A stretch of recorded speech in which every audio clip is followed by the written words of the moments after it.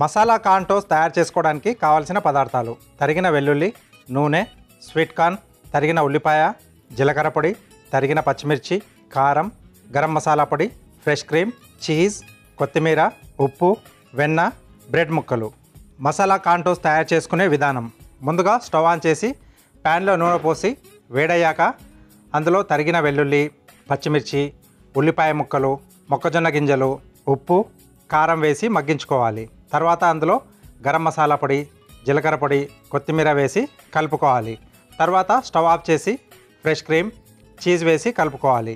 ఇప్పుడు మళ్ళీ stove on చేసి తవ్వ వేడి చేసుకోవాలి. తర్వాత బ్రెడ్ ముక్కలకు వెన్న రాసి తవ్వపై వేసి రెండు వైపులా కాల్చుకొని చాపింగ్ బోర్డు పైన తీసుకొని కలిపి పెట్టుకున్న మొక్కజొన్న మిశ్రమాన్ని పైన స్టఫ్ చేసి మరో బ్రెడ్ ముక్కతో క్లోజ్ చేసి ఆ ముక్కలను రెండు వైపులా వెన్న రాసి తవ్వపై వేసి రెండు వైపులా కాల్చుకొని చాపింగ్ బోర్డుపై ముక్కలుగా కట్ చేసుకొని సర్వింగ్ ప్లేట్లోకి తీసుకొని పైనుండి చీజ్ తురిమి వేసుకుంటే మసాలా కార్న్ టోస్ట్ రెడీ.